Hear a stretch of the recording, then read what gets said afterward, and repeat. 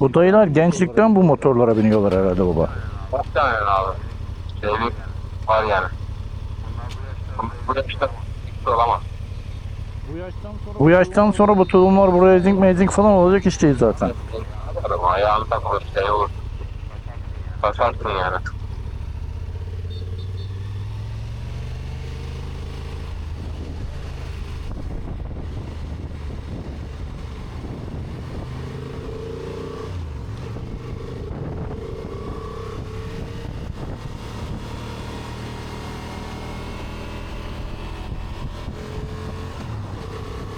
Rampada mesela işte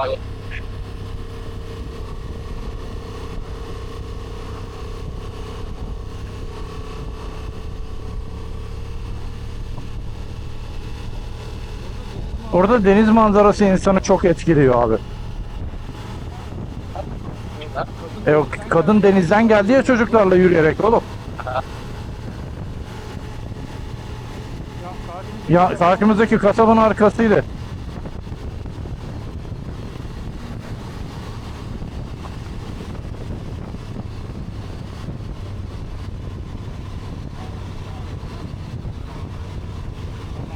Tamam gördüm.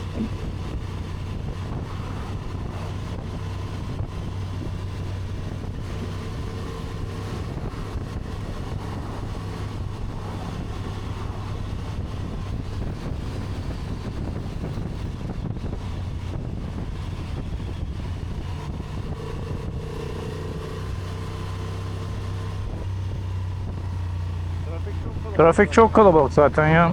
evet. Keşke bunlar gitseydi bekleyeydik. Ya bir de bırakma çıktı onlarda. Hatta Ben geçireyim onu. Geçmiyor. Geçti.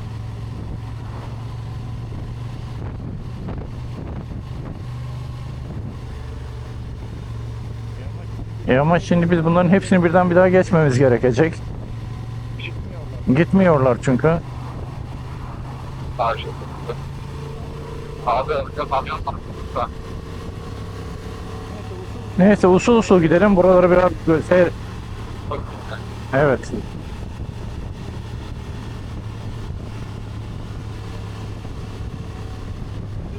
Şimdi işte sağ sol viraj levhası var burada diye gösteriyorlar bize bu. Şöyle yanaşıyorsun sola doğru.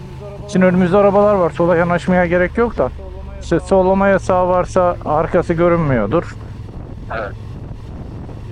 İşte limite bakıyor. Sağa keskin viraj.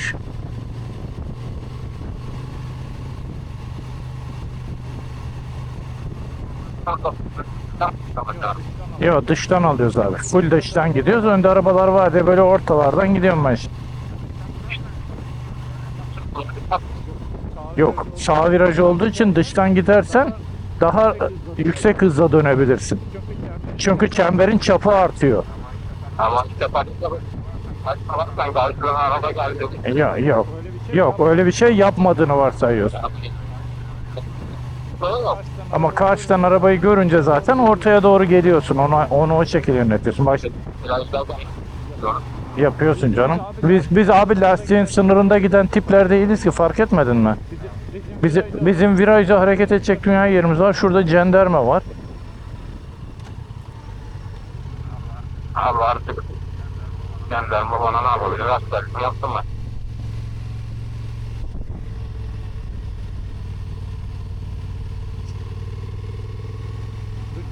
Bütün kurgu çemberin boyutunu büyütmek üzerine kurulu abi dönüşlerde.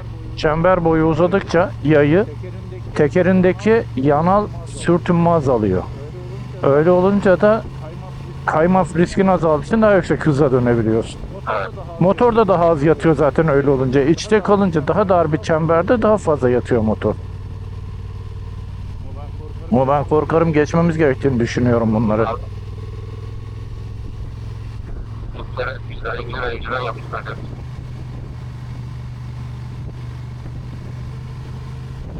Şimdi burada Ahmet en sağa yanaşıyor şöyle. Şimdi şuradan incelemek alsak mı diyor. Yo, yandan geçme değil. En sağa yanaşıyor. Ha. Sola virajı en uzun öyle görüyor çünkü. Virajın sonunu görünce orayı geçen gün fark ettim. O da öyle bir çakal.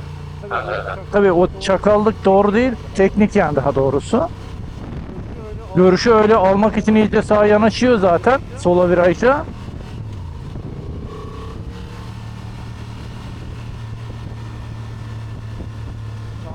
Sağ virajda yapamıyorsun. Onu sol virajda yapabiliyorsun sadece tabii çünkü.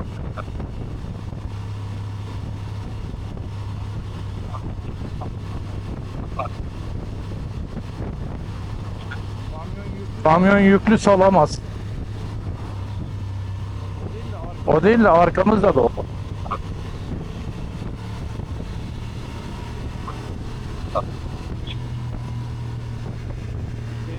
Deniz nasıl görünüyor?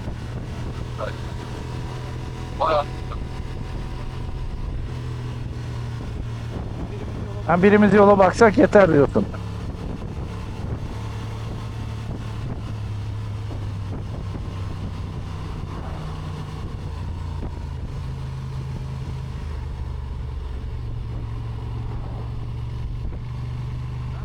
Ben bu kamerayı cama taksam ne olur? Olabilir.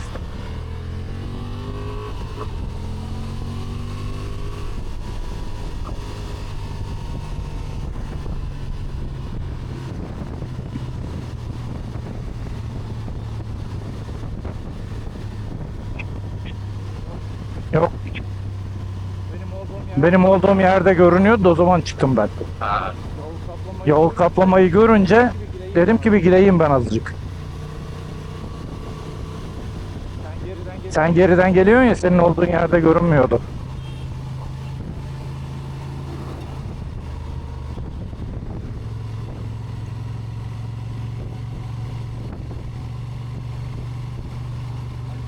Açık sağlanak kadar biz buradan zaten gideceğiz.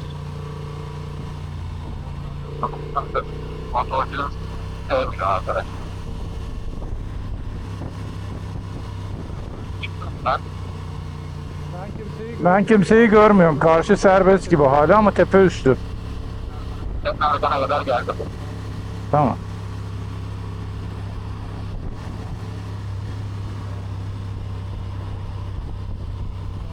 Sağa doğru yanaşıp şöyle virajın sonunu bir görsek.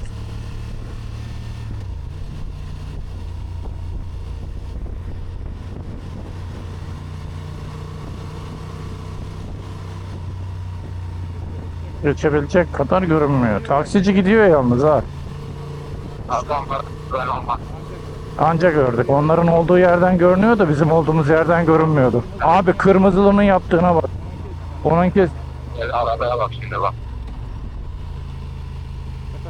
mesela diğer ikisi çok güzel geçtiler ama kırmızı için aynı şeyi söyleyemeyiz. Kırmızı çok büyük bir yerden geçti. Bu beyazı da bir acayip gidiyor. Şöyle azıcık sağdan gidelim de. Gitme arasına. Girmeyeceğim zaten. Bir şey vurursa yanından geçelim diye. Tamam. Çünkü dayı görmediği yerde sol şey, orta şeyin çizginin ilerisine gidiyor. Çok sıkıntılı bir abi. Belli. Karşıdan gelene niye geldi, niye korna çaldı ya, el kol yaptı ya. Evet.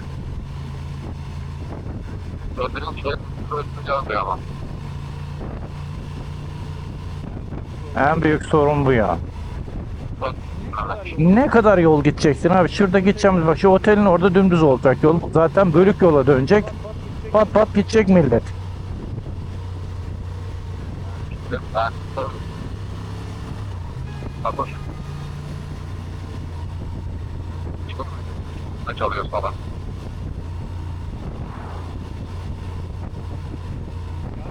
Ya biz motoruz, şuradan bile geçer gideriz şöyle yani.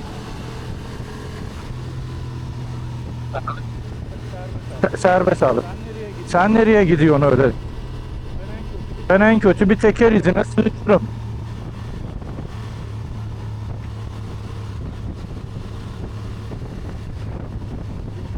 Yolun üstüne gelmeyin yayalar. Gelmeyin bir de siz.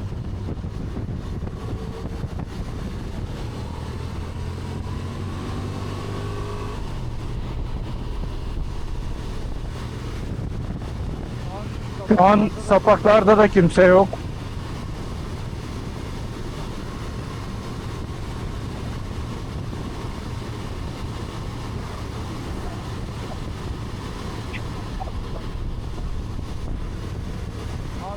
Abi serbest yolun üstü gel.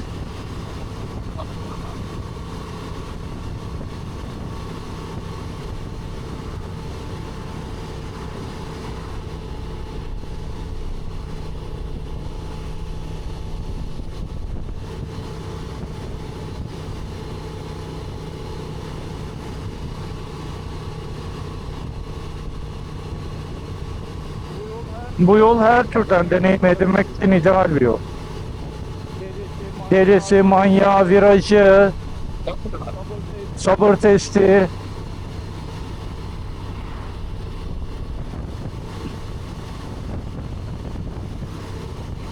Çeşit çeşit evet.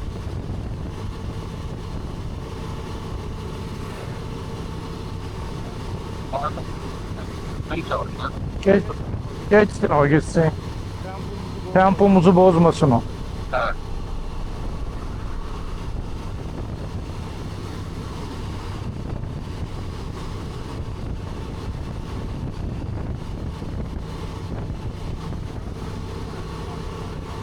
Evet. Bilmiyorum yakıt almamız lazım ama bir yerde. Bende de iki diş var.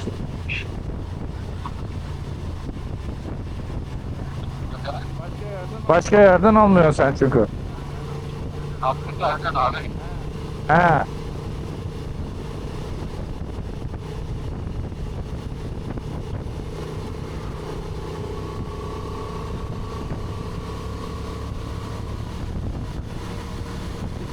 İstanbulluların hepsinin gittiği darlık varsa İzmirlilerin gittiği de Ahmet Bey'de var işte. Yapacak bir şey yok.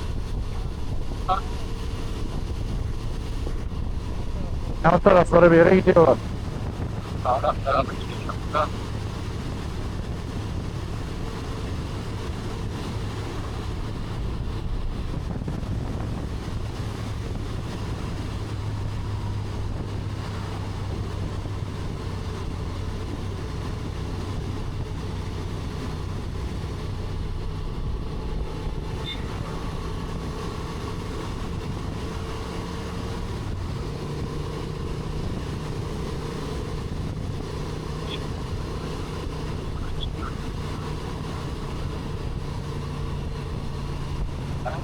Yalnız orada da buradaki gibi gidiş geliş yol abi.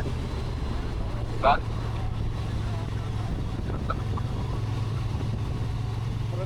Trafik olan bir saatte denk gelirsen yığılarsın.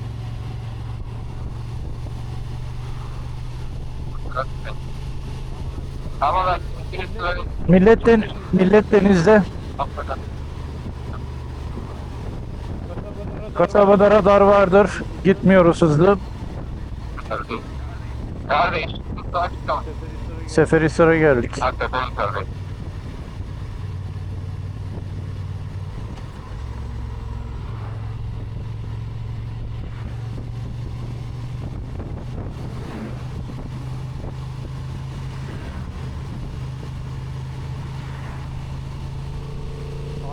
Ahmet geliyor böyle arkadan.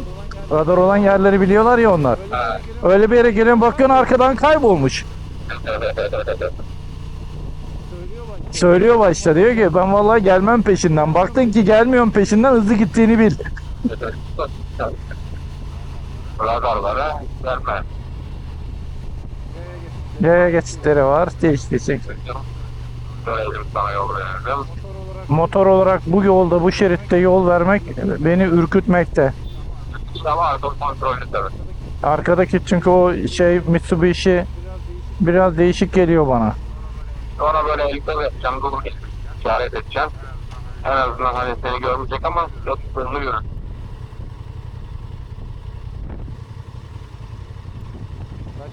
Kaç gün yanar ki bu ışık acaba?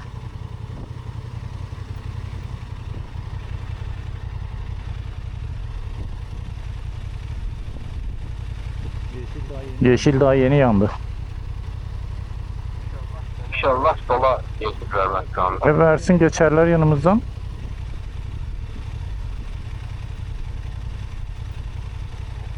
Oh, amca araya geliyor. Hadi abi.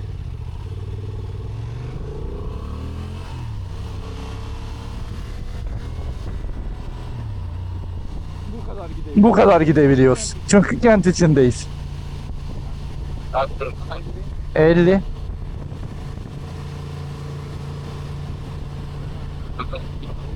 Bize de 50. Daha yavaşı yok ki oğlum. Çok komik ya. 1 2 3 2.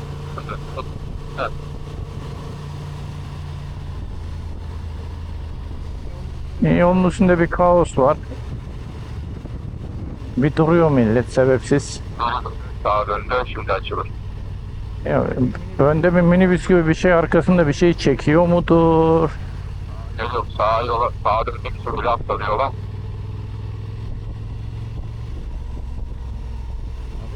Ya burada radar cezası yedirtmeyin bize, gözünü sevdiğimin ya. Abi, kepçe bir de var.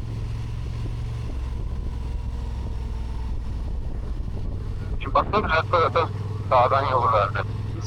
Gide. Apaçimler var abi sağımızda. Hadi. O şimdi makaslayacak bizi canım. Tabii o. Zaten o para. Zaten bacaklar çaprazı tutulmuş. Yaprağı üstüne abi. Ben de abi saygılar falan bırakacağım.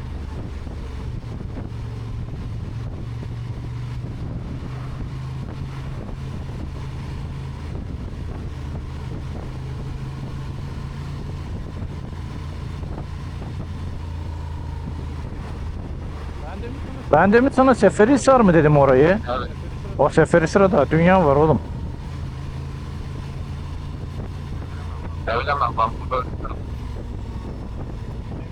Benim de kafa gidik. Mandalin memleketlerinde geliyoruz. yapalım.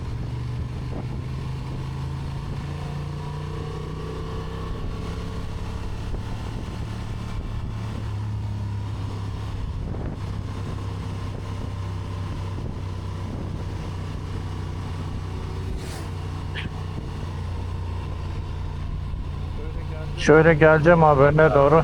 Peki abi. İleriden içeriden geri bir taksi çıkıyor. Şu kamyonu şöyle, otobüs var önünde ama şöyle şurasına doğru gidiyorum abi. Evet, çok güzel devam et. Apache ile beraber Apache'nin burada kaldım. Mercedes. Yok şey yapmaz, hoş olmaz. Gümüldürdü demin geçtiğimiz yeri bu. Ha.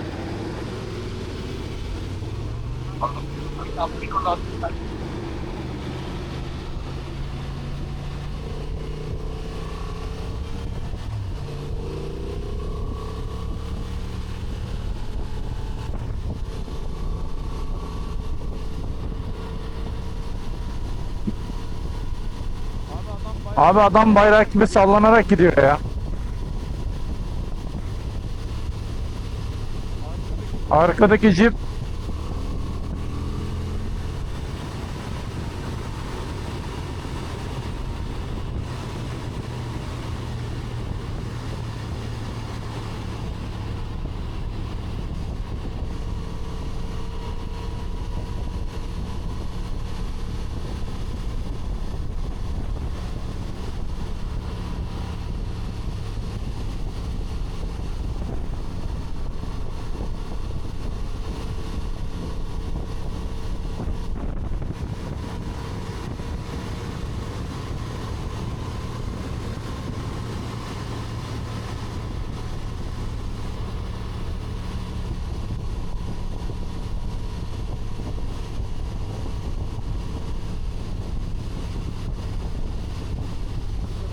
kırmızı bir araba var.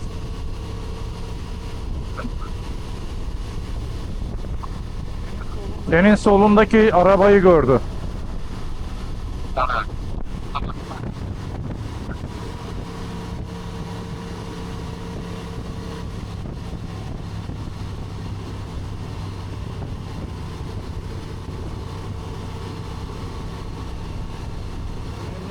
Memleketin mandalin bölgesindeyiz abi.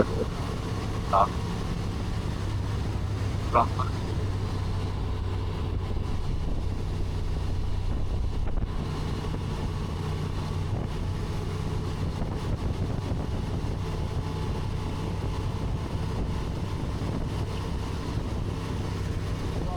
Bu abi sağa gidecek. Burada yol kesişi oluyor. Daralıyor. Gidiş geliş oluyor.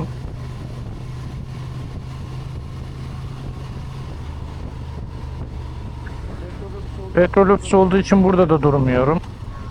Evet. Vardır bir şarkı. Biraz öncülerimiz var çünkü. Ya beni İzmir'e götürür. 2 diş var. Götürmezse de İzmir'de tanıdıklarım var.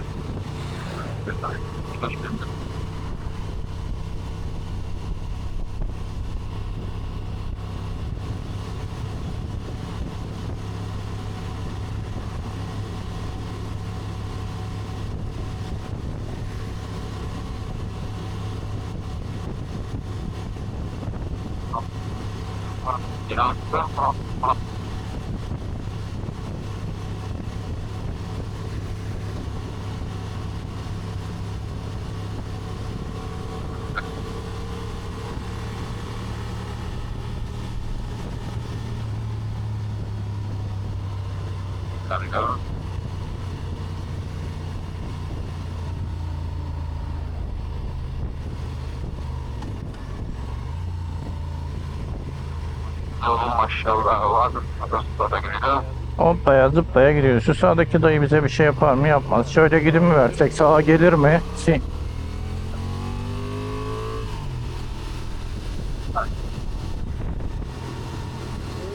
Özdere bitti.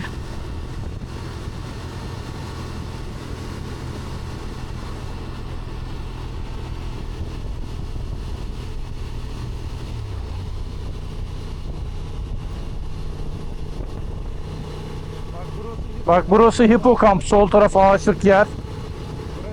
Burayı tavsiye ederim kamp seviyorsan.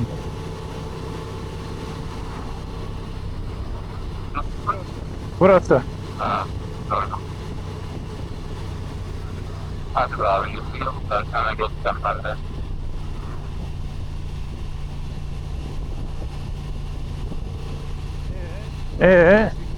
Bir gümüllü levhası da burada var. Nereymiş ki o ilk geçtiğimiz yer? Ha, çıkmadığı burası abi.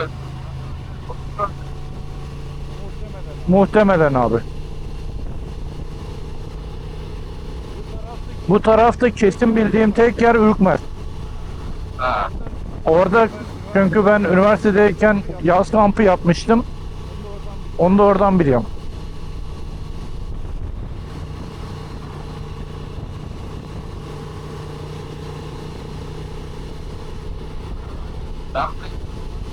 ben kampına gidiyorum. Elhamdülillah. Ha, arka kampı.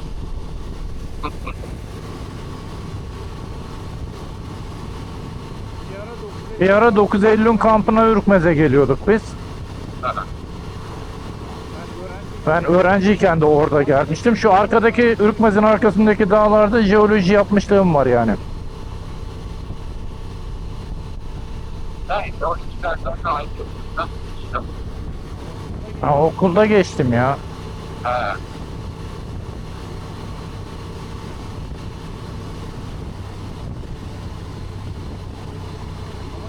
Ama yazlıkçılar gelmeye başlamışlar yalnız.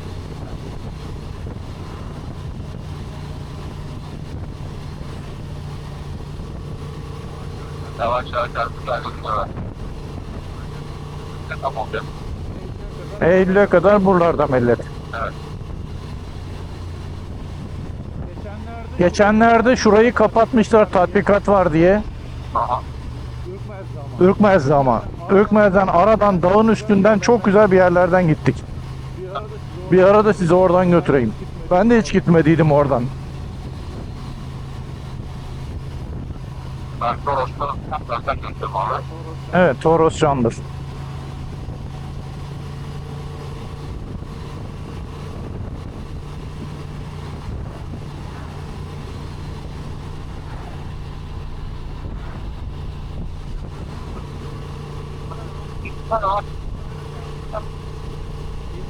İlter şimdi dayanamaz ki buralarda. Şurada sağından, solundan, üstünden, altından gittiydi o çoktan. Tamam.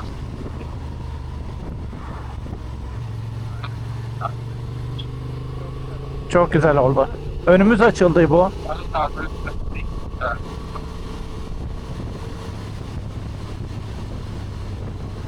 Arkadaş güzel.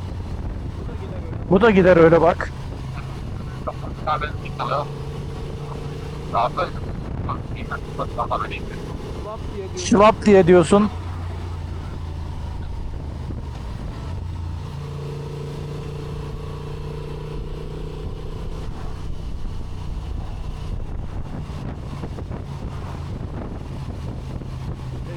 Sevgili Doldu. Hadi yola atladım. Racon gereği senin zaten böyle Apache gitmen lazım. Onu da yapmıyorsun. Yani. Nereye varmak istemektesin?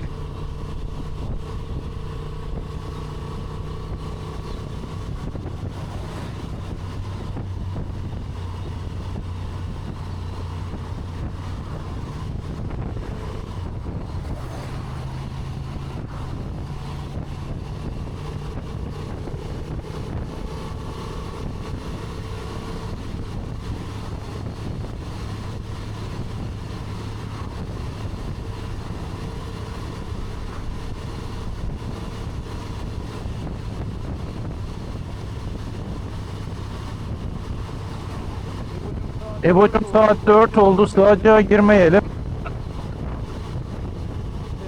Seferihisar'ın içinden düz gidiyorum ben. Öyle gidelim.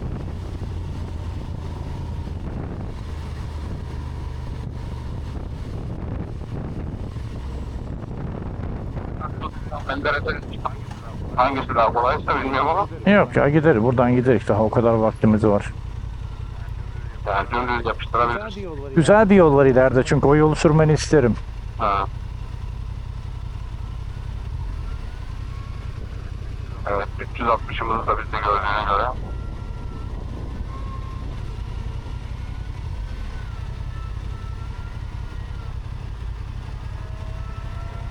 O.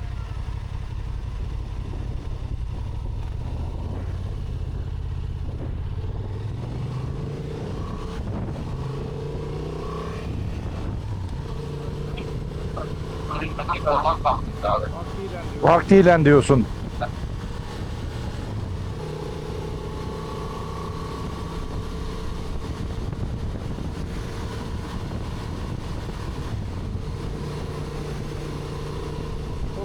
Çok temiz geldi yalnız.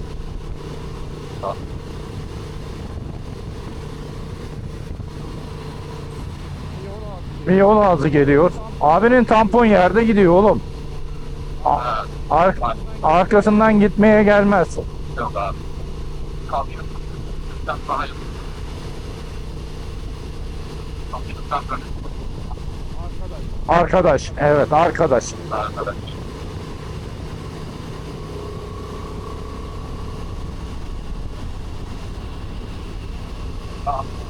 Sağ bak. Heyecanlı arkadaş mı var? Nerede güzel oldu ama. Heyecanını mı yitirdi? Allah. Açılır.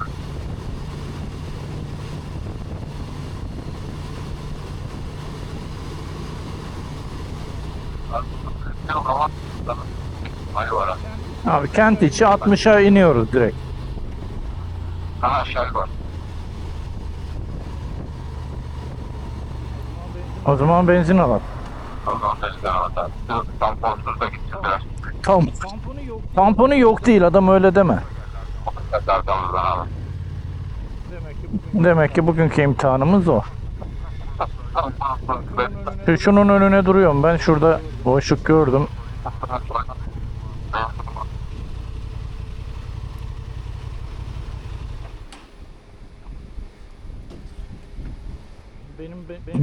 Benimki benzinliydi değil mi?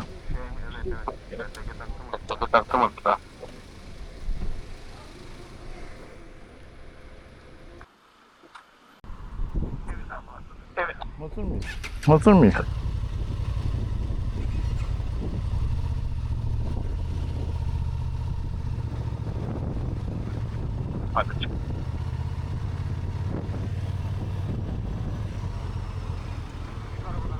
Şu arabadan duyuyor adam. He? Şu arabadan inen duyuyor adam. Koca.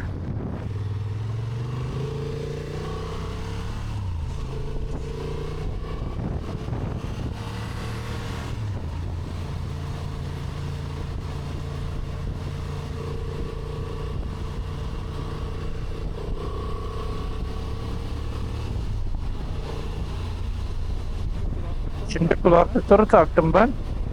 Filtreleri. Sesin çok güzel geliyor. Motor sesi hiç yok. Şimdi rüzgar sesi de gelmiyor ve hiç ses gelmiyor. Zannedip gidiyorum öylece. Bir bakıyorum 6000 devir, 7000 devir. Ya.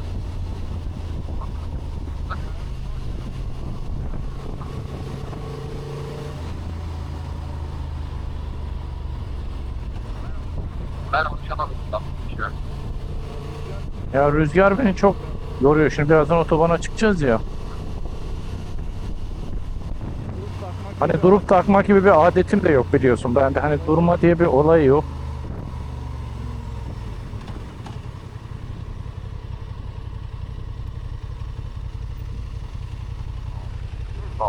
Dur. Ama bugün çok durduk yani. Güzeldi bugün ya. Güzeldi bugün ya. Güzel. Bana göre yüksek performans vardı. Çok güzel. Bana göre mesela o yolun tamamında bir tek Fethi Baba'da bir yarım saat dururuz. Anladım. Yok iyiydik iyi. Zaman olaydı. Neyse sığacıya ayrıyeten gelelim. Teşekkür ederim.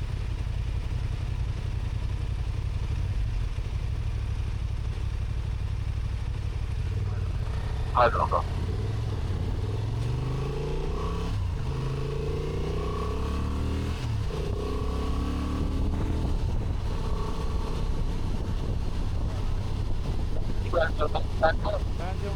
Bence vazgeçmedi. Bir tek elektrikli arabalar normalde motorla gelebiliyor abi. O da abartması lazım tabi. Ama şeyi anlayamıyorlar. Yani neden bu adam kırmızıda bu kadar acele çıkıyor? Mesela bu çıkmanın sebebi sen arkadan yetişme diye. Tamam mı?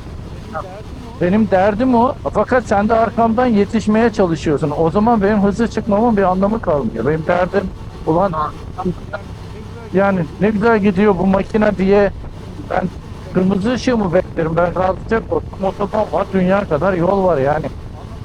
Anlatamıyorum bunu kimseye.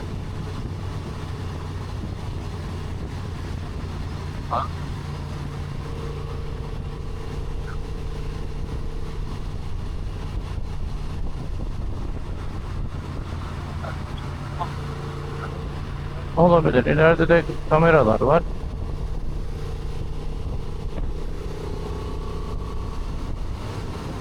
Hızlandırmayın beni. 77 son hız. 79. Bizim gösterge biraz fazla gösterdiği için ona sığınıyorum şimdi. Normal GPS'ten fazla gösteriyor bizim göstergelerimizi biliyorsun değil mi fabrikası? Fazla gösteriyor, az değil. Mesela sen 77 okuyorsan telefonla ya da bir GPS'te takip et, 77 gördüğün yerde o 74 75 falan oluyor.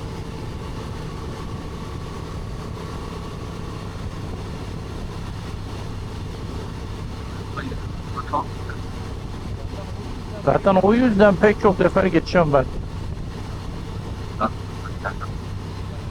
Ama ben pek çok yerde o yüzden ceza yedim sanıp yemiyorsun.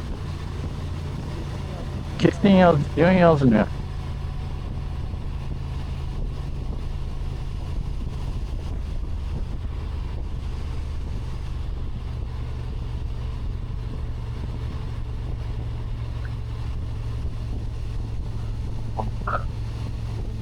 Bugün de böyle güzel bir gezi oldu. İbrahim'le güzel sürdük. Bu önümüzdeki abinin dörtleri yanıyor fakat ne yapıyor bilemiyorum tam.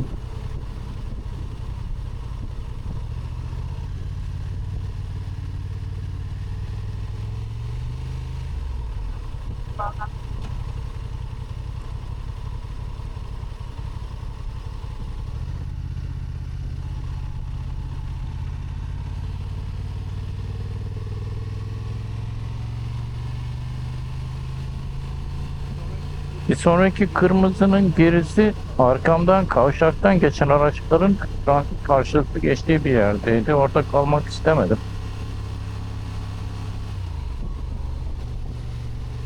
Çünkü ciddi bir sorun olur.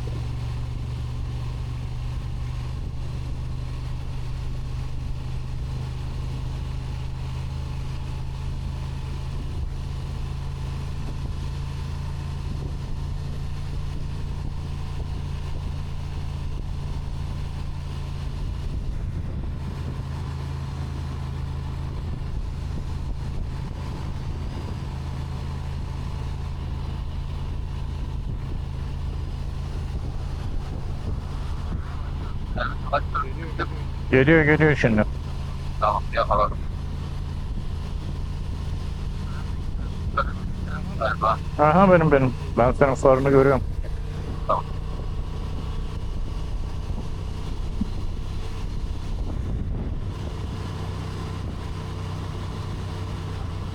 Aynen.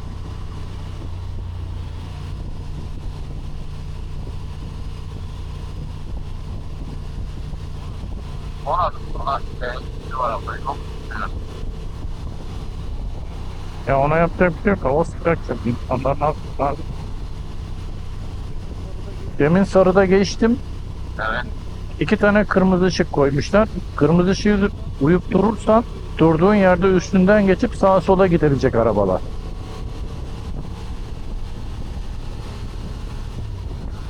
Evet. Şimdi bu koyun sonunda solda aşağıda bir tane otel var. Onun orada yolun indiği bir sahil var. Bir ara oraya gitmeyi hayal ediyorum. Hiç gitmedim oraya. Haritada görüyorum sürekli gidilmeli diye. Yok. Yol iniyor. Ama bugün Adventure bölümünü bitirdik. Onun için maceraya girip bakamayız oraya.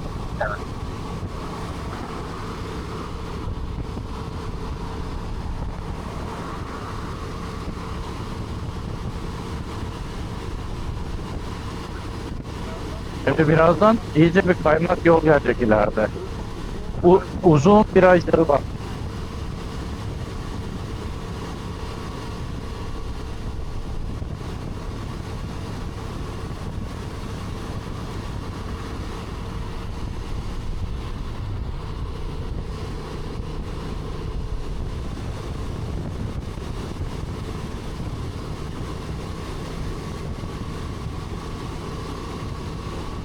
Şu otobüs durağının oradan bir yerde gidiyor oraya aşağıya.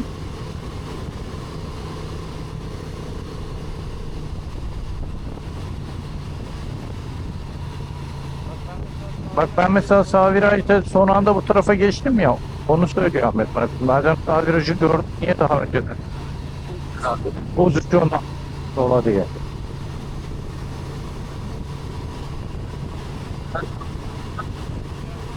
Erdoğan altta geçiyorum ama tam ucuna geçmiyorum. Az bir şey önünde gidiyorum. Ona göre çalışıyor kafam. Ondan sonra yatıyorum. O diyor ki biraz daha geriden yanaş o zaman. Niye bekliyorsun ki diyor.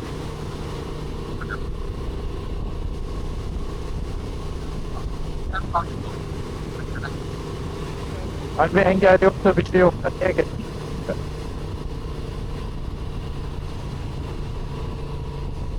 Şimdi motor üzerinde sürekli bu yapılanlarımız sürüşleri çalıştıkları böyle hemen benim şu an gittiğim bir ben çok uzaktan gidiyorum.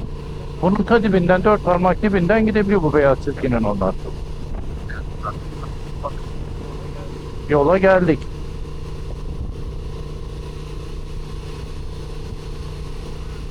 Daha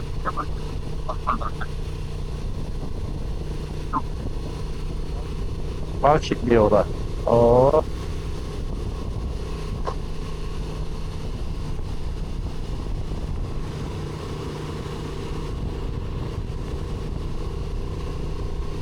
Burada normalde çok hızlı dönülebilir bunlar ama biz kendimize göre dönüyoruz.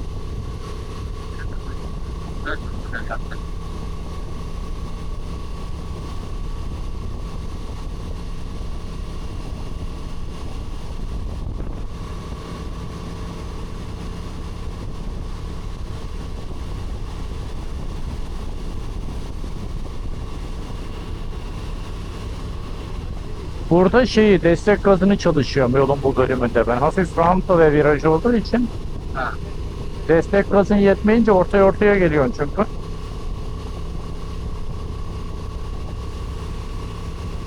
Bak hemen tam şurada geçiyorsun buraya. Normalde yola çık geçmene gerek yok da hani normal durumda.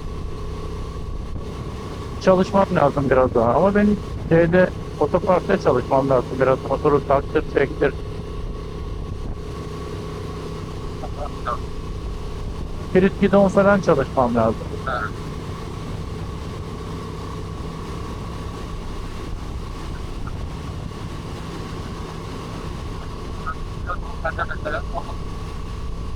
Ama işte ben hiçbir zaman onu yapmayınca hiçbir zaman öğrenemiyorum ya.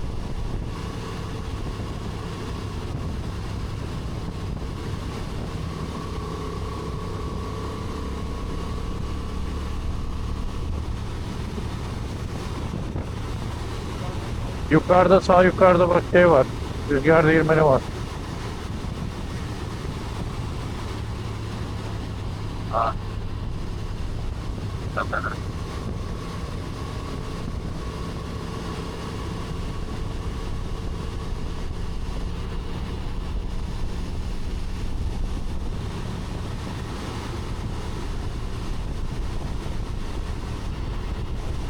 Her zaman.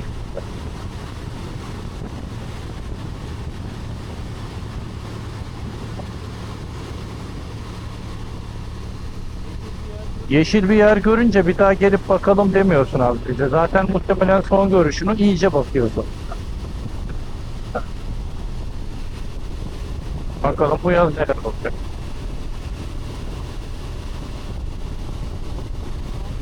Bu rampalarda pedal çevirdiğini hayal et. Şu gittiğimiz yolda geldikçe.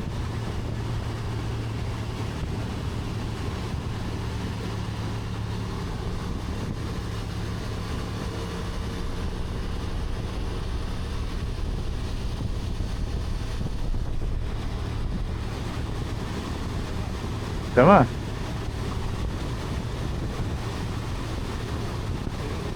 Virajın çıktığı yere bak.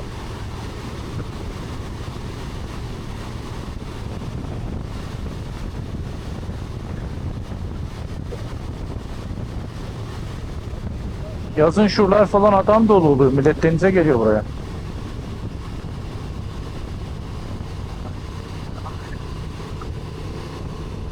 Uzun virajlar var. Asfaltı fena değil. Ama yolun üstünde bir kamyonun ardalanıp ardalanmadığını hiç zaman bilemeyeceğin için her zaman tehlikeli.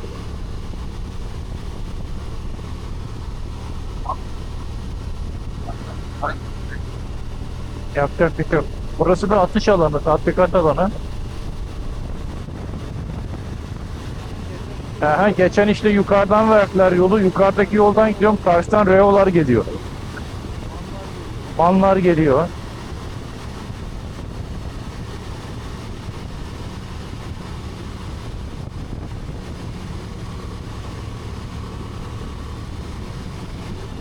Şu yukarıda Doğan Bey köyü var. Sağda yukarıda.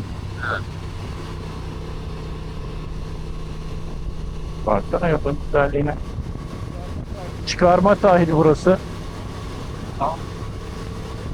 Evet.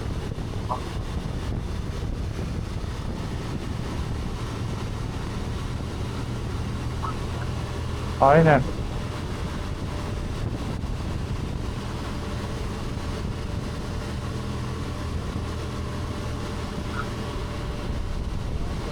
Sağ viraj diyor. Şimdi tepe üstüne kadar yavaş diye gidiyoruz. Orada sağa yanaşıyorum. Ben alışkanlık oldu. Gidiş geliş bile olsa sağa yanaşıyorum. Çünkü otobanda soldan gelen otobüs var abi. Burada arkadan geldiği için güvenlik balonundan dolayı sağa.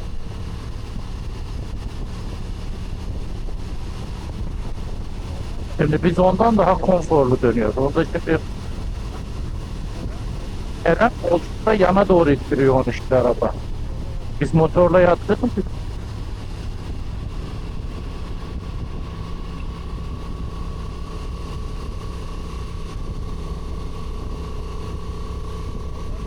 Ondan dedim bu yoldan gelelim diye. Bu yolun tadını bir almakta yarar var.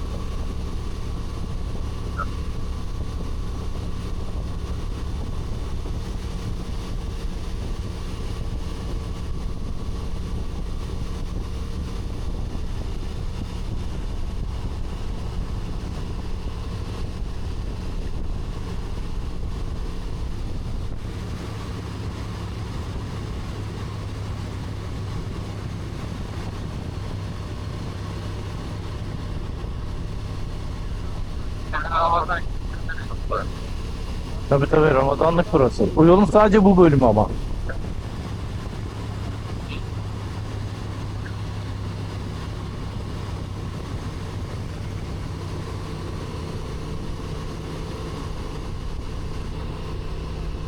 Abi.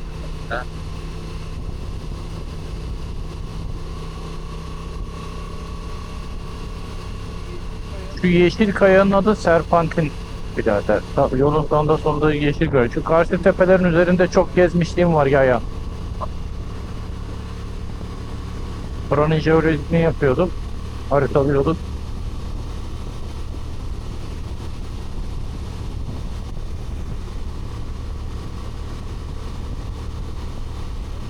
Neden yavaş gidiyor bu ben? Bir bildiği mi var?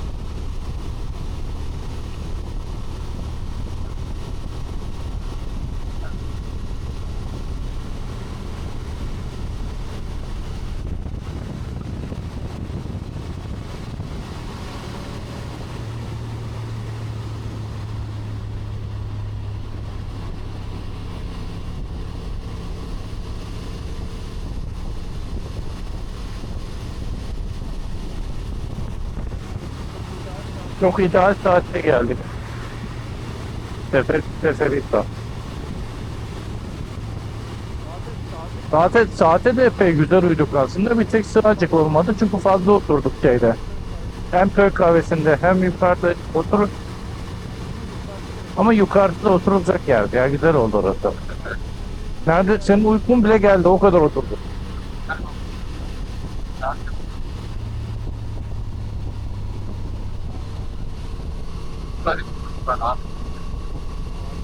Ağaç gölgesi ayrı oluyor abi.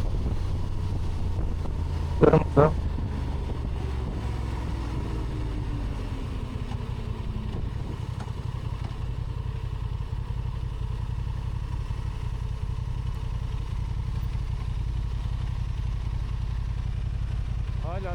Hala tek seferde ayağımı koyamıyorum.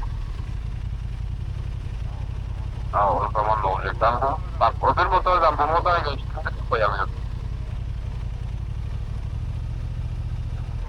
Ya, motor farklı bir dedim.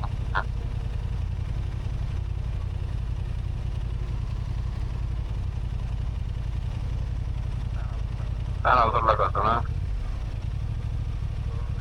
Tamam, bekle, hadi çıkalım.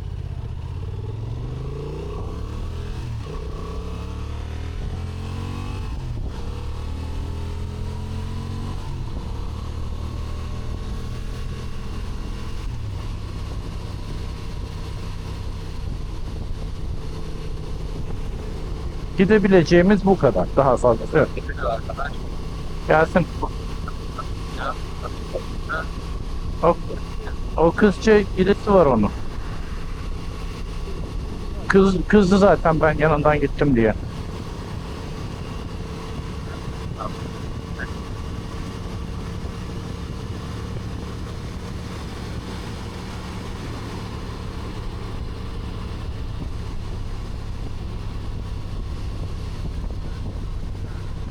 Öyle oldu. İşte yani öyle bir tur yaptık. Güney İzmir turu diyorum ben buna.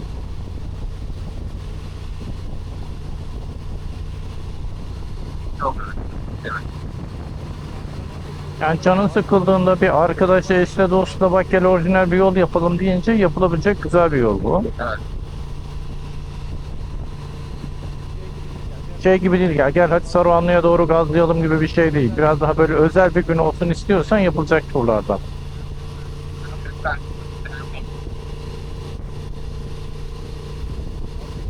Ya işte gördün Fethi Baba'nın yeri bile. Desen ki hadi gidip Fethi Baba'da bir köfte yiyelim desen o gün özel bir etkinlik oluyor burada. Çünkü gittiğin yol güzel bir yol. Abi şu şeye bak, virajı bak. O arkadan verdiklerinde yolu buradan geliyor abi.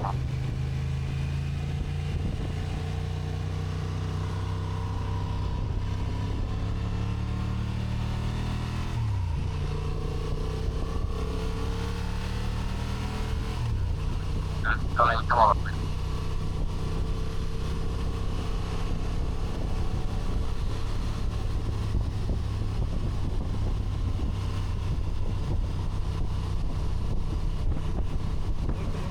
Şu makinenin sağa sola yatmasına hastayım. O kadar rahat yatıyor ki.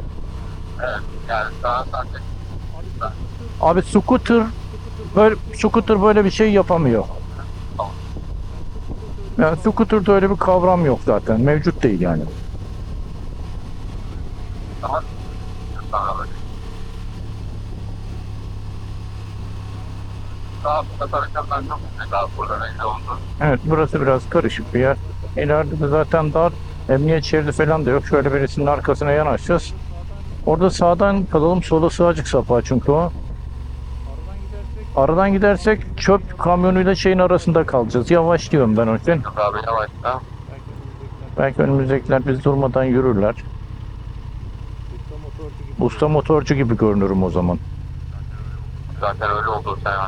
Tamam sonuç oldu artık. O şeyi geçtik artık seninle. Bugün ben seni yakalayamadım.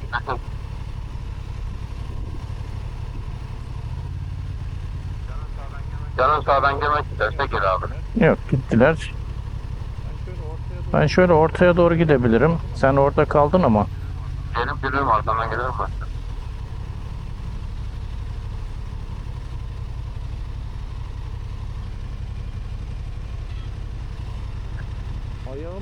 Ayağım ileriye doğru uzanamadığı için yetmiyor boyu. Ayağını az ileri koyup da durman gerekiyor o son durduğun yer. O yetişmediği için mecburen bir adım atıyorum öne doğru. Tamam tamam. Bakalım. Hiç burada sıkıntı yok. Yok. Çünkü ayak frene biraz daha sert basarsam öne doğru basıyor bu sefer. Sallanıyorum böyle olunca. Sallansın istemiyorum. Yumuşak durayım istiyorum.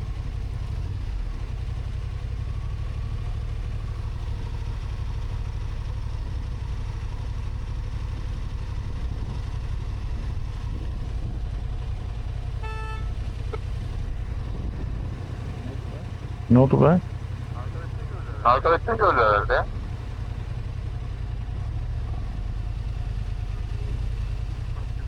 Başka bir şey olamaz. Bekliyorum. Hadi abi.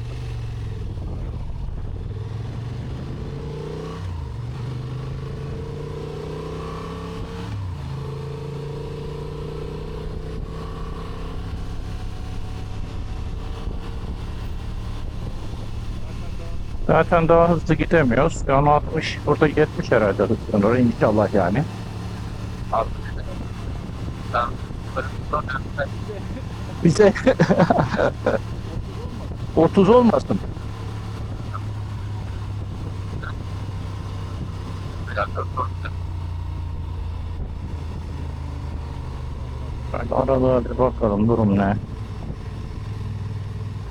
Ay geçti bir anda iyi. Ama elektrikli Volvo'nun orası önüne geçmiş gibi oldum ama yok. Adam yol verdi zaten.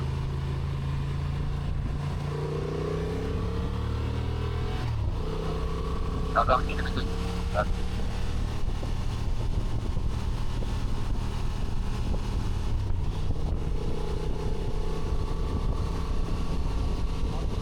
Abi farkındalık şeyle kazanılıyor. Mesela Yeşim de yol veriyor. Eskiden şey diyordu. Bunlar bu aradan geçiyor namuslular geçmesinler diyordu. Tehlike diyordu. Şimdi bir tarafı açıyor ki oradan gitsinler o daha az tehlike.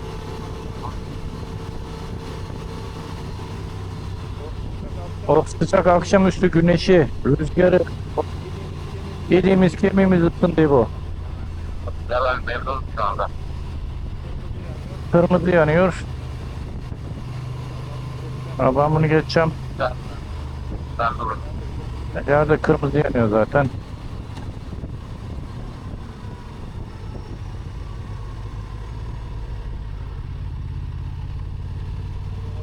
Ben yavaş yavaş yürüyorum. Tamam.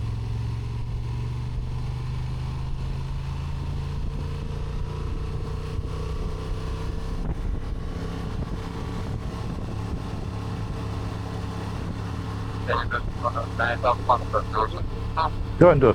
Gördüm. Hadi ben çarptım. Hadi.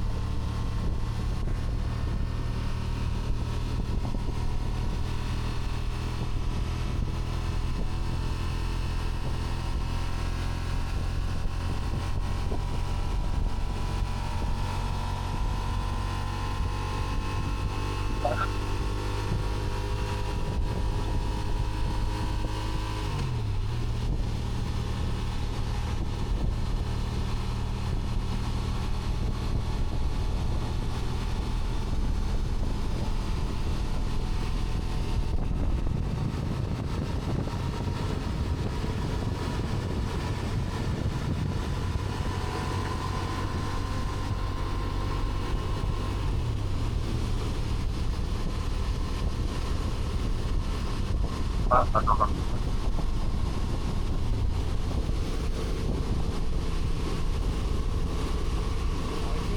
Aytemini de ne kadar içeri yapmışlar ya.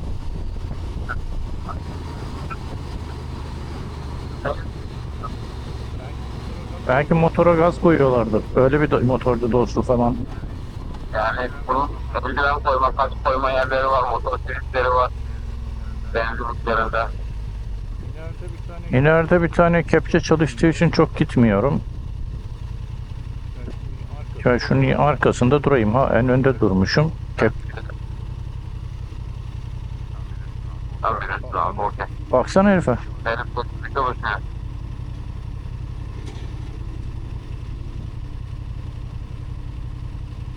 karşıdan gelenlere bak. Karşıdan gelenlere bak. Millet daha yeni çıkmış.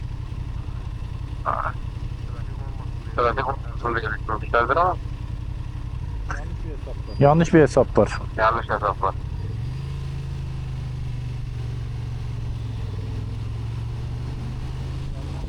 Yam grubu biraz.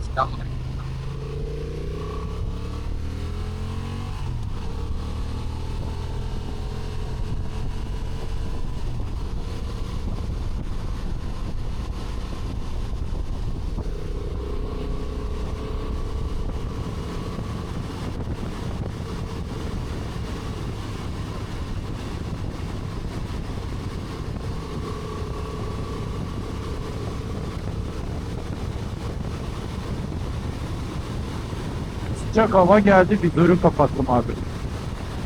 Hava çok sıcak geldi, vizörü kapattım.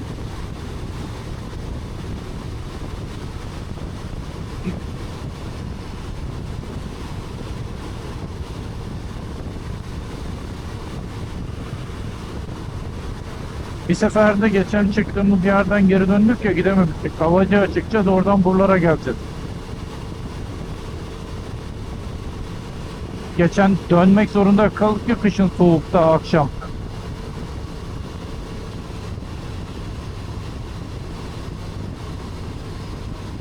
Gaz kesiyorum.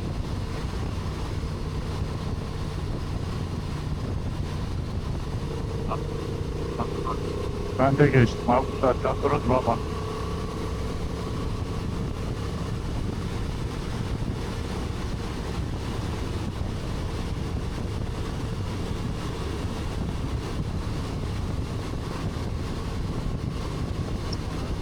Valla sanırım beni Allah vuruyor bu durumda.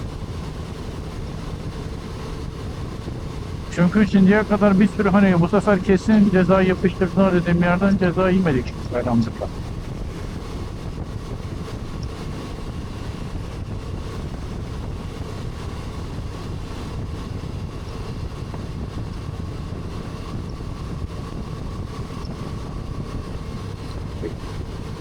Ben oralardan geliyor bir tanesi.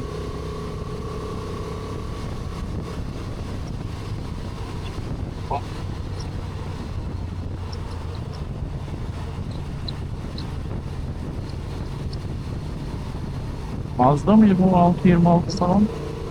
Kapital yazıyor işte.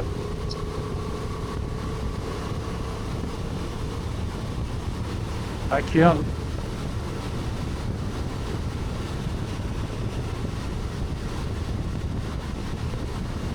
yaklaşık 33 derece.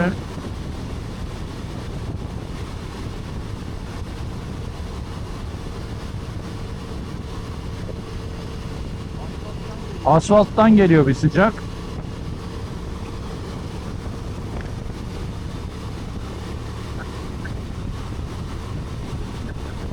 Ya, motor için her zaman havası abi. Motorda ideal zaman diye bir şey yok. Yani motorda ya sıcaktır ya yağmur vardır ya bir şeydir, illa bir engel vardır. Binmemeye sebep olacak. Duruyorum.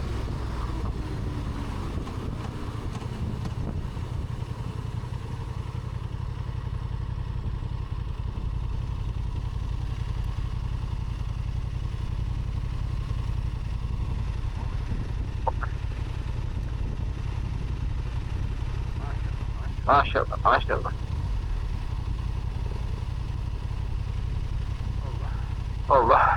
Bir ayağımı da artık koyayım. Bende ikisi bir erişmiyor. Bende ikisi bir erişmiyor.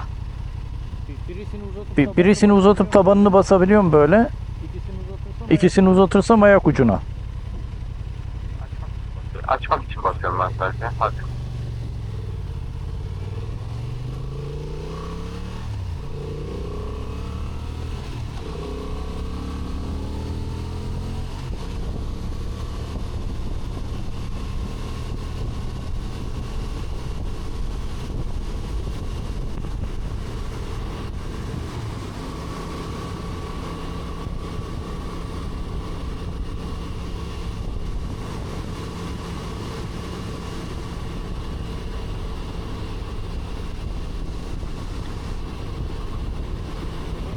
O kadar sinek vurdu mu be?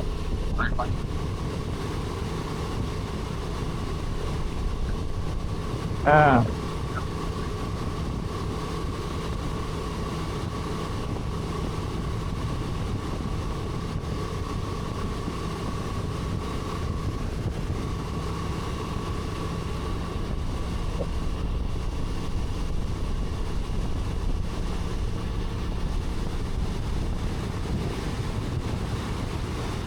Yolun üstünde bir kaos var ileride. Artık ortaya doğru geliyor. Bak arkada da bir abi var.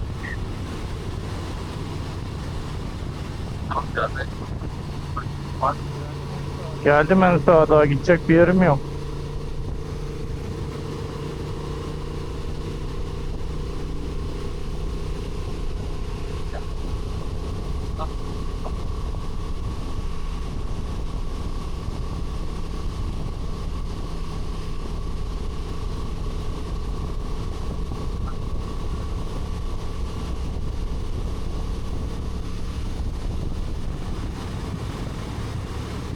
Yok, o uğurlar koy.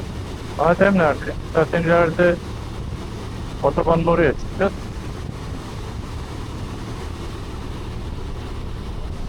Radar var karşıda.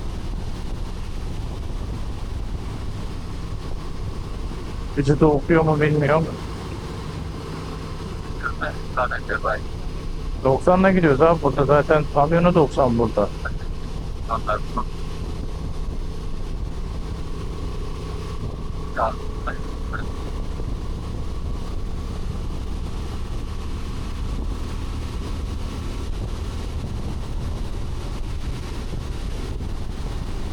Ben şehri İzmir göründü.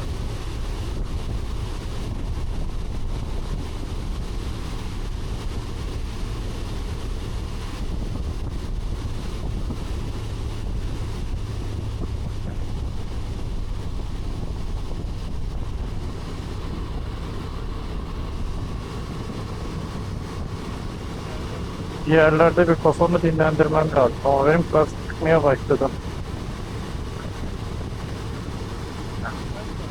Kaç saattir dışarıdayım ben? Kafama kastı 9.30'da getirdim. Efendim,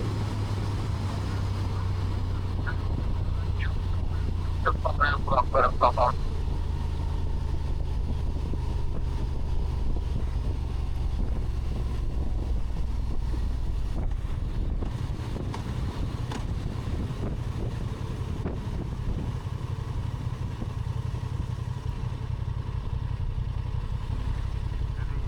İstediğin yerde durar zaten dayanacağım.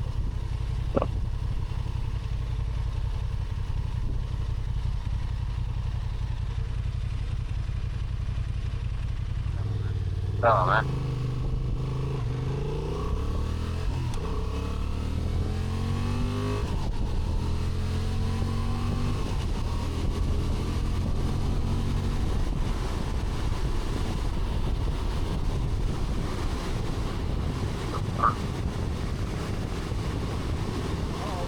daha 6000 devirde falan bu.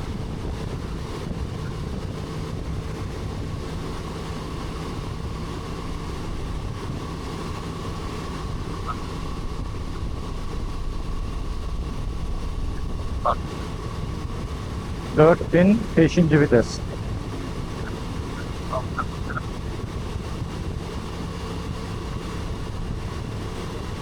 Yakıt ne kadar yakıyor bu? Gayet güzel abi. Gelecek kadar yapıyor uzun yolda. Benim ADV'den az yakıyor. ADV 350 vardı ya. Ondan az yakıyor.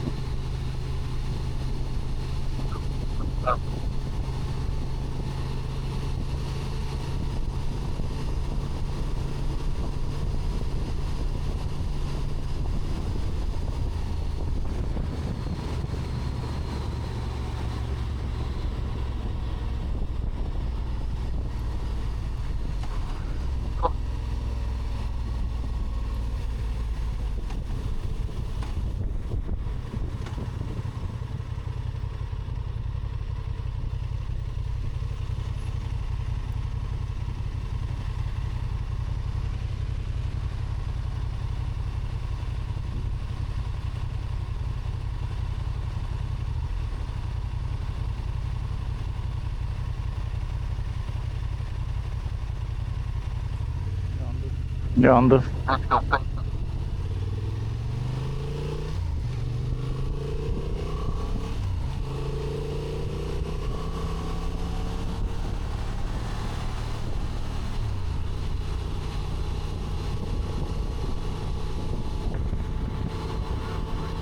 Abi.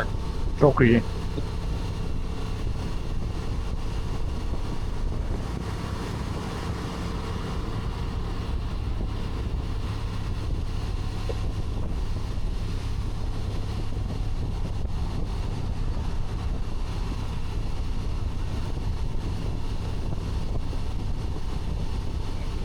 Ya işte PCX var bundan azı. Olmadan ne kadar gidebilirsin işte. Her yere gider. Ha, her yere gidersin. PCX'e de gidebilirsen derken hani bugünkü tempomuzu söylüyorum. Tamam.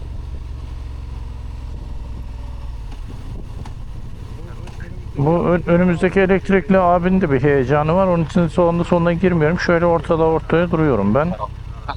Arasına kaldık. Arkada yerli. Tamam.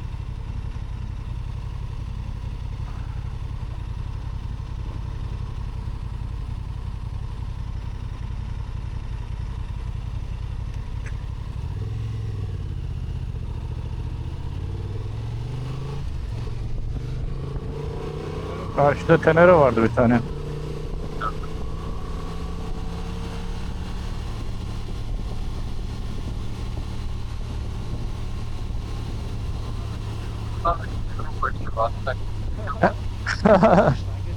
Ben geçen Yamaha'da birinin üstünde oturdum, ayaklarım yere değmedi. Benim orada böyle 2010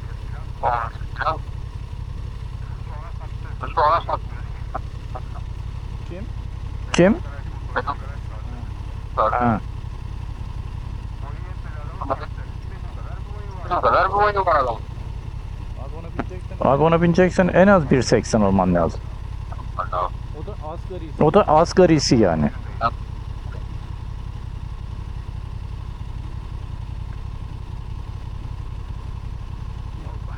Oldu.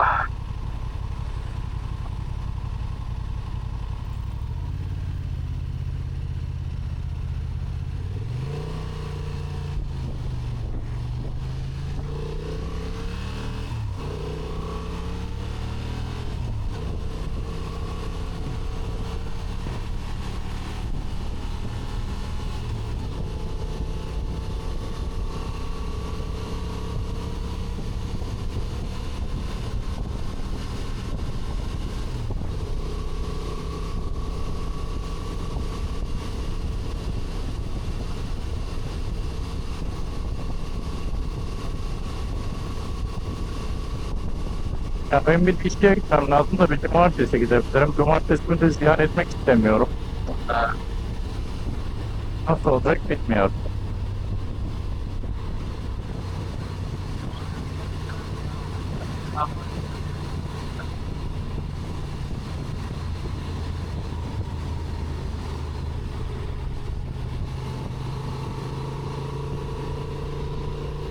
Ve şu benzinlikte bir kısa mola, akabinde olaysız dağılmaca.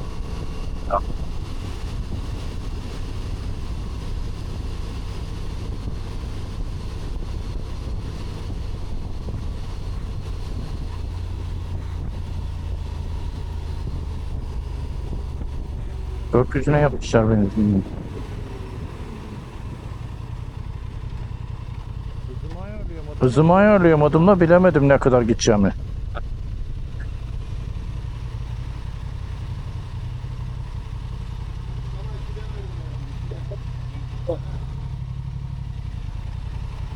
şurada duracağım. Öyle şurada duracağım ben. Gölge başka bir yer yok. Gölge başka bir yer yok. Karşıya mı alsak diye baktım da. Geçer herhalde burada. 2 dakika duracağım ya. Dondurma olacak yere de çıkar. Dondurma yer misin? Dondurma yer misin? Ben yemiyorum. Ben onu da yemem. Ben yemiyorum. Ben bir suyum var. Ben bir suyum var, suyumu içeceğim. İstersen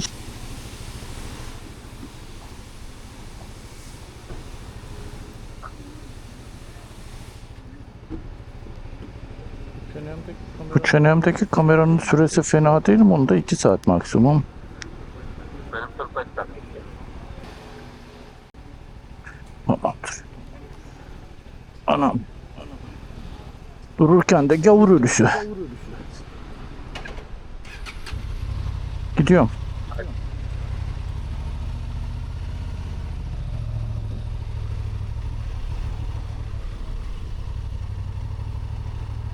Bak sağa doğru meyilli bir şekilde durursam ayağım basmıyor buraya benim.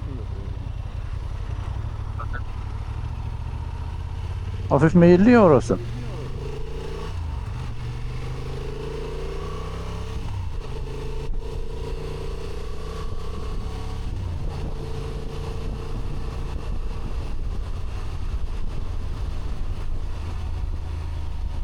Buradan otobana çıktık mı? Otoban da değil artık. Buradan sonrası çevre yolu. Bizim evin alt tarafa gidiyor zaten. Devam eder. Bunlar sağa bakmazlar burada. Aklımda olsun. Soldan gelen var mı diye bakıyorlar çünkü. Sağına girmiyoruz kimsenin. Sen şu önümden giden de sağ tarafta iyi.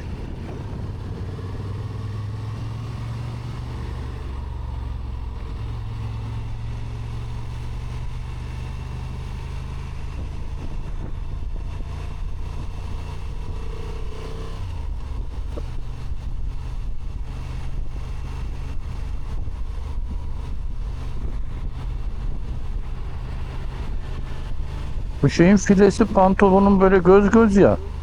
İçimde de onun altına bir şey çıplak terimin üstüne bastırınca öyle göz göz izini hissediyorum.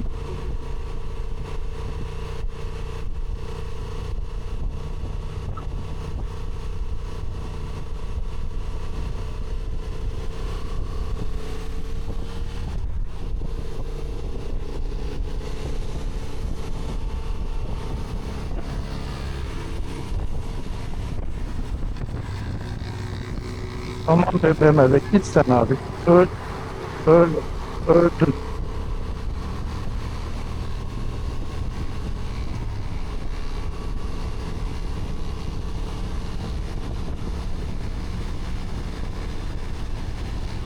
Otobüsü sağa tarafı gidiyor.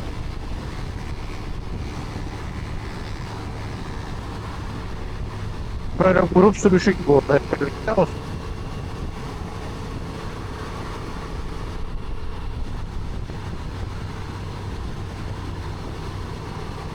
Önündeki olan neden? Peki.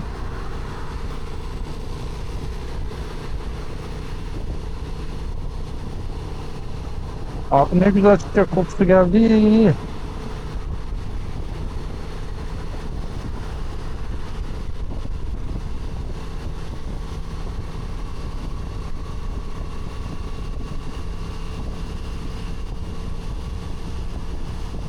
Ekipmanı tam sayılır. Kask var. O olmuyor mu? Sayılmıyor mu?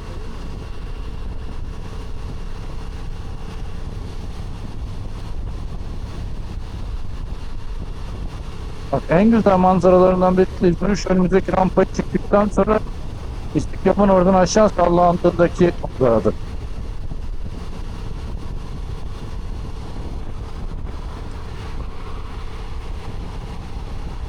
Beleş beleş. Gördüm.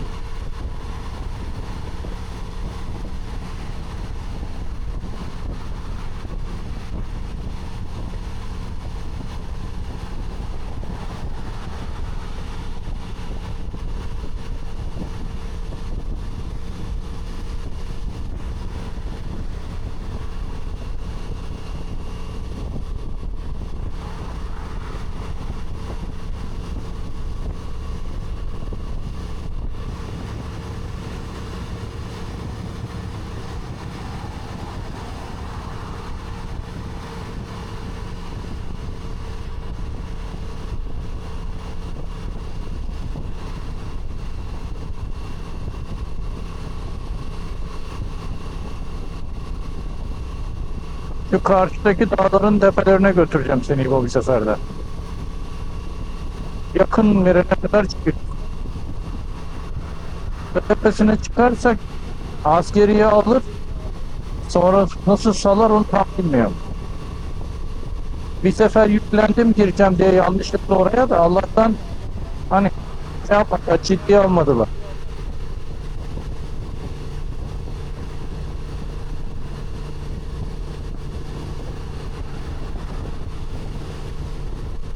Dedim, al sana Batu. Rütbeli oldum tahmin ettiğim arabasıyla gelmiş. Ben tıraşlı bir atlama şeyi sordum. Yukarıdaki köye nereden çıkabiliriz diye herif baktı yukarıya. Arkalardan bir bakın isterseniz. Belki ticketi vardır. Yukarıdaki köy dediğim yer birlikmiş meğersem. Ama kibar adam. Yani. Birader sen yakmasın demedi.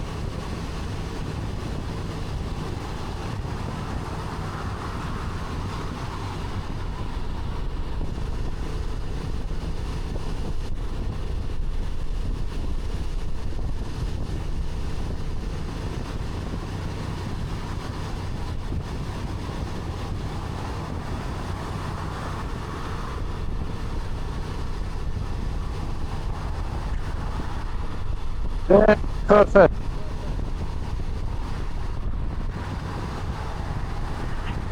Dün gördük Ege Denizi'ni.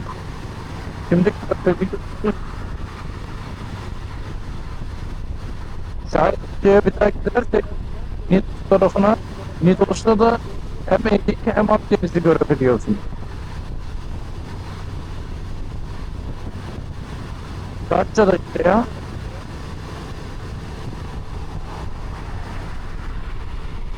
Gitmek olursa bu sene gene gideriz.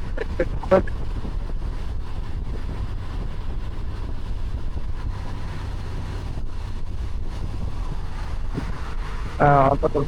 Festivale diyorum Datça'ya gidersek bu sefer beraber Nidos'a sürelim hep birlikte. Ömrümüz olur gidebilirsek.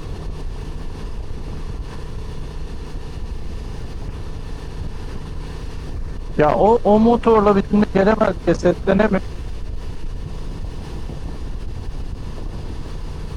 Yani öyle diyeceğiz ya da. Festival alanında buluşalım tekrar. Bu, yani buralarda da çağıramıyor. Ben şimdi bizim bu diziye nasıl makineyle?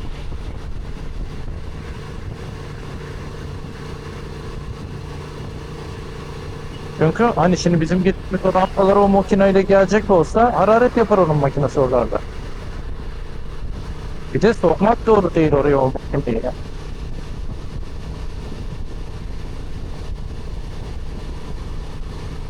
Kim geliyor oraya? Ha, geçer o ya, makas var benim, o gider. Ege o ya. Canım benim. Ben abi gazetesiyim, hatta da rahat gittim.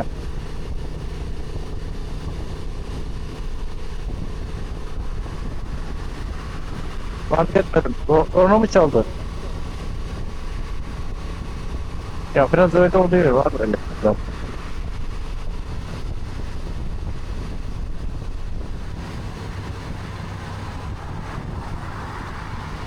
Bak cumartesi olduğu için hani hep ben pazar çıkmıyorum ya. Yol bu kadar. Pazar çıksak buraya bunun 3 katı. Asıl bir de bizim evin o taraftaki trafiği göreceğim birazdan. Doğru benim trafik bile olmayacak. Tatlı tatlı akıp gideceğiz mesela trafikte. Acık acık bekleyerek. Pazar oldu mu hemen şurada benim sinyalin üstünde Apache motor var. Onu açıyorum mecburen.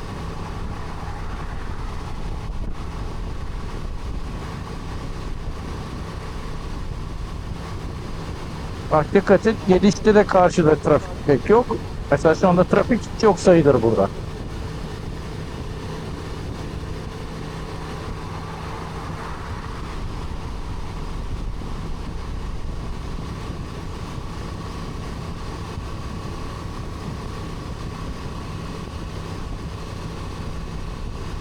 Buradan yapıştırıp gidecek olsan 140, 150, 140, 150 bu trafiğin arasından gidebilirsin.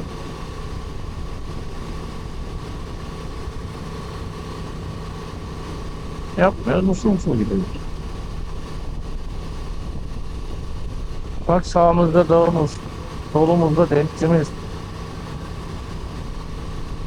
Şuraya da bir radar gibi bir şey levhası atmışlar.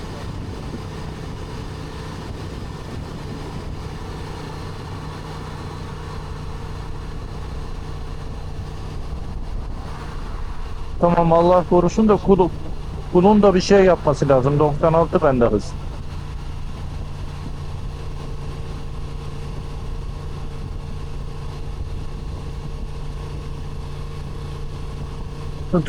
Tırı geçiyorum abi.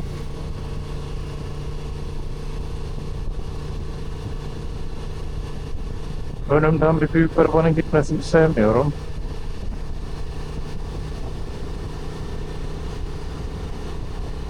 Gördüm.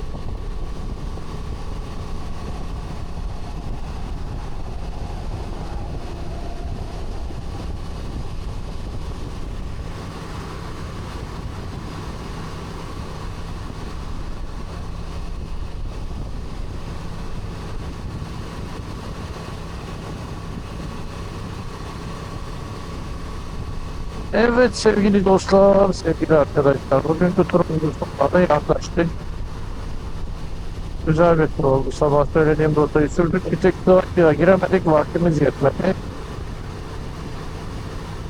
Benim 6'da evde olmam lazım.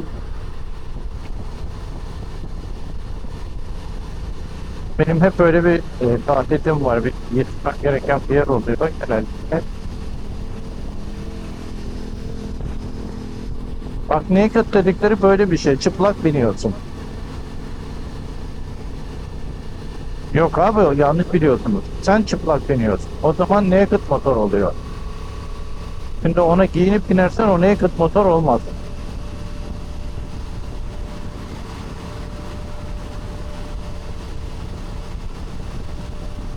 Tabii canım. Bence kask da olmamalı. Gözünde güneş gözlüğü yeterli bence. Aynen.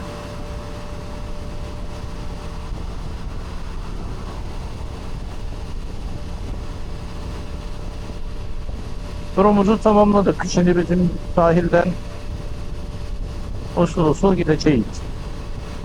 Güzel İzmir'imize döndük. İzmir'imizin yazlık kokusu da geri geldi.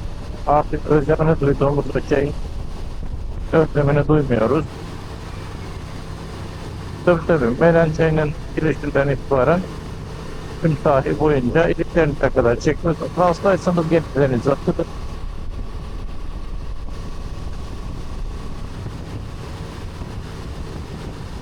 O kadar ittirmiyor gibi gördüm ama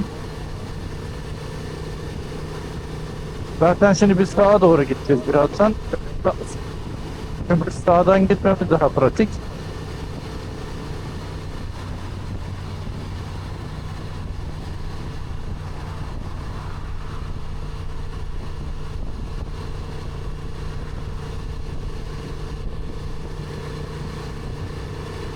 Şimdi şurada yan yol geldiği için iyice sağa gitmiyoruz. O yolu geçince de bir tık daha gideceğiz.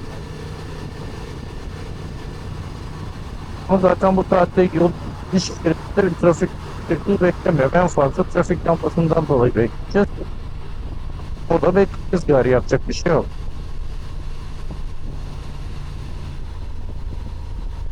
En sağdan gidersen sağa dönüş var ama en öndeki arabanın önünden girebiliyorsun oraya. Öyle bir güzellik var. Gördüm. Gördüm. Gelsin şöyle hemen benim yanıma doğru. Şu öndeki 35 EC'nin arkasına katıklayalım onu. Hatta biz şöyle iyice bir ondan uzaklaşarak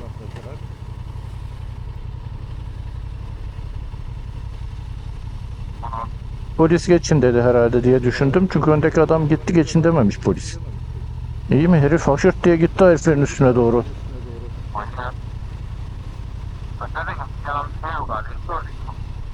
Arkadan birisi yürüdü sandı sanırım. Allah korudu. Bak benim bisikletten bu çocukların bisikletleri.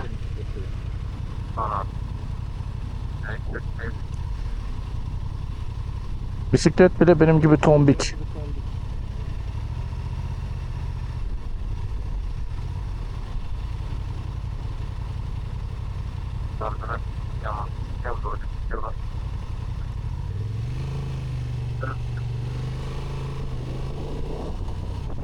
Zaten trafik sıkışık, bir yere gidemiyoruz. Şöyle sağdan bir girsem ben. Şurada çukur var eğer geliyorsan. Arkandayım. He, metro gelmiş.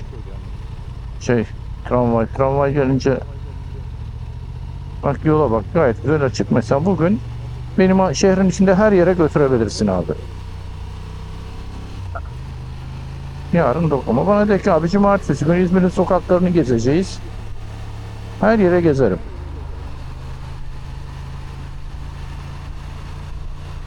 Pazar günü bisiklet o zaman.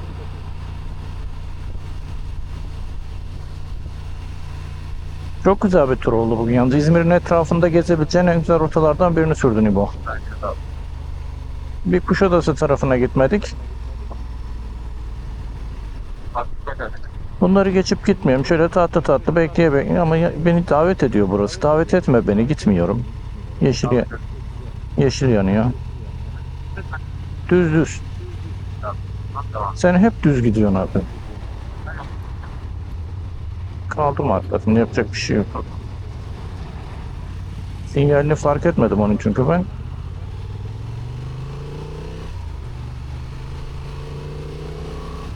Oradan dönüş olduğunu fark etmedim daha doğrusu. Bir Göztepe'de dönüş var. Bizim yolumuza hiç girmiyor da bize kırmızı yaktırıyor sağ dönüşlerde. Ama bununla gezmek de çok güzeldir. Bak bir gün buna bin. Alsancak'tan bununla gel sahilden doğru. Bir de geri dön. Hiç durma. İleride ötekine geç. Yo, ben senin arkandayım. Sen yürü. Dümdüz gidiyorsun oğlum. Başka yol yok ki.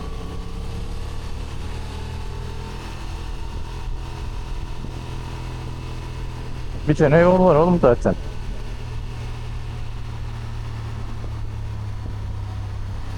İzmir gibi bir yerde sahilde böyle bir yolda trafik araba motor sürüyoruz abi şu anda. Keyfe baksana.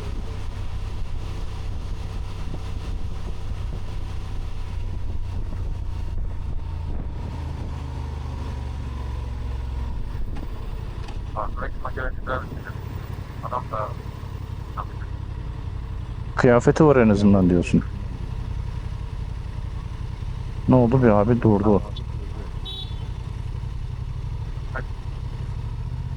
Kim tıkladı ki ona?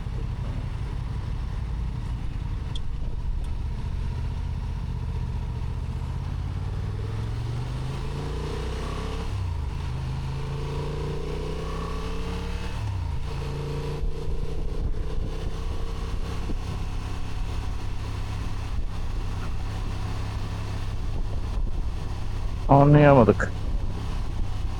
Ben şu bir sonraki ışıktan kaçacağımdır genç.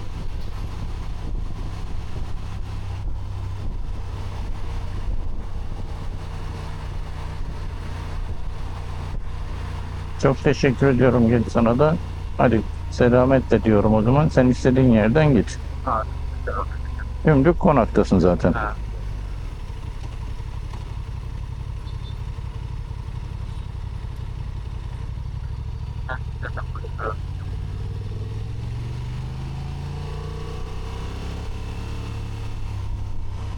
Görüşürüz.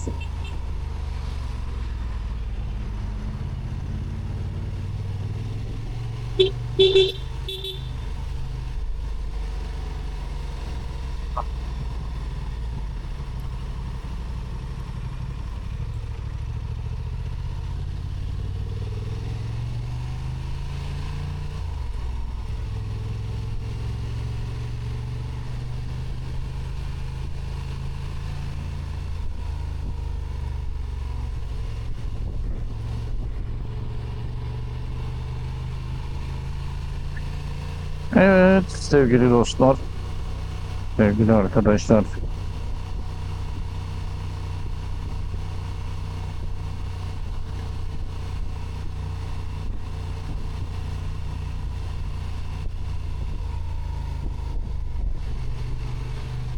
Bugün Güney İzmir turu yaptık İbrahim'le.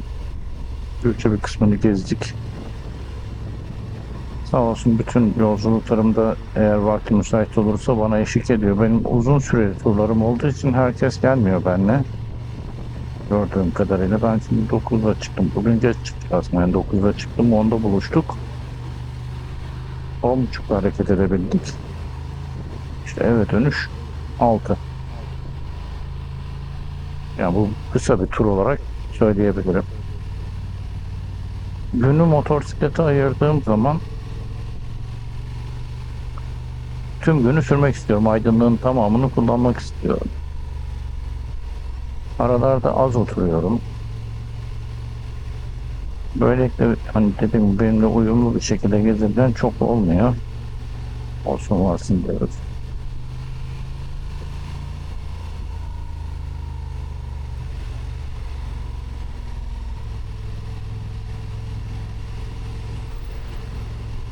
Bugün büyük keyif aldık yine her zaman gibi. Çünkü Selahattin'den birinciye giden yoldan motosikletimle hiç geçmemiştim.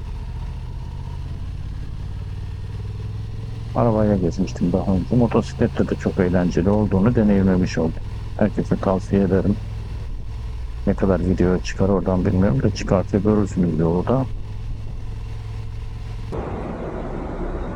Evet arkadaşlar, bugün de turumuz sona erdi. Makinemizin yanındayız burada. Otoparka geldik, park ettik.